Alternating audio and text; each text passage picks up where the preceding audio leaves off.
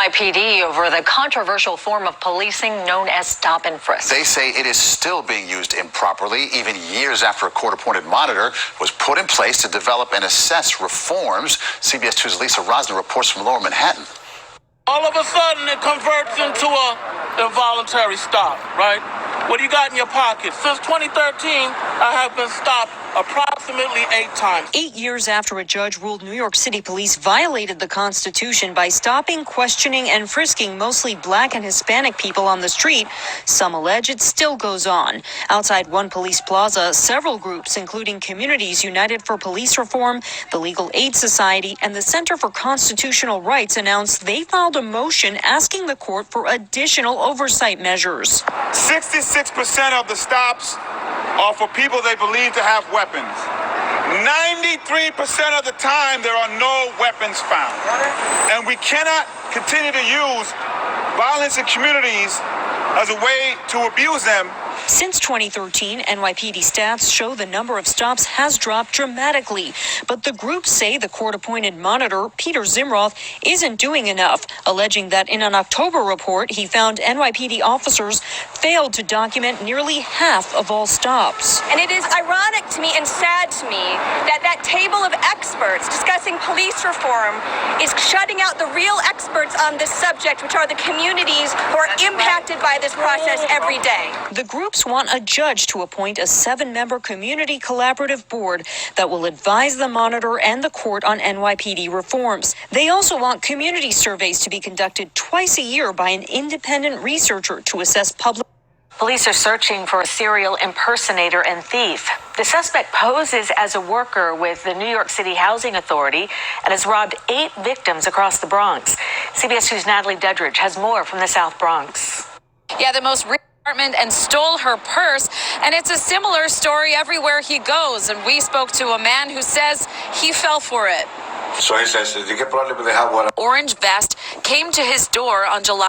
Really was having issues with his hot water, so he didn't think twice when this man, investigators later caught on surveillance video wearing an orange vest, came to his door on July 5th, saying he was there to fix the problem.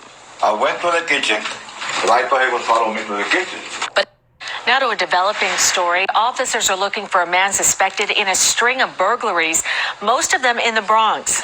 New video shows a man being violently robbed in the Bronx. Police say 2 suspects can be seen repeatedly kicking and punching the 25-year-old victim.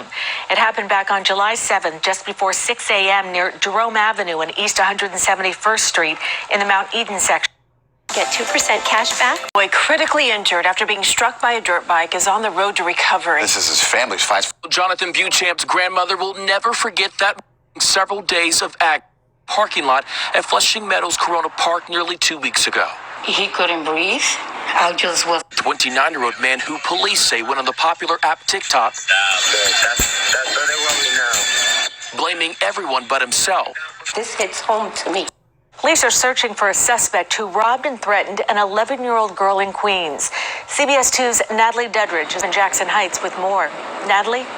Police say this happened on Sunday morning. Just surveillance video shows a man wearing all black running down the street. Investigators believe he grabbed an 11-year-old girl, pulled her into an alley near 86th Street and Northern Boulevard, and held her down on the ground and took off her mask. Then officers say he pushed a sharp object against her throat and threatened to sexually assault her and asked her age. To go after an 11-year-old child, that is unthinkable. It's still scary, like walking. The NYPD is investigating another possible Asian American hate crime. Police released video of the person they're looking for, who's accused of spitting on a woman on the Upper West Side. A 26-year-old woman says the suspect approached her Sunday night about 9:30 on Broadway at 60th Street. The victim says in addition to being spat on, the suspect made anti-Asian comments. So, I mean, well, we see that the news, like they're trying to push the Delta variant and all that, and then push the defund the police. I mean, we all get it, and this is just freaking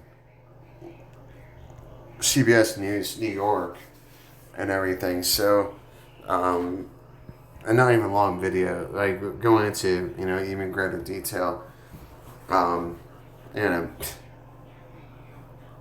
There's a reason for things.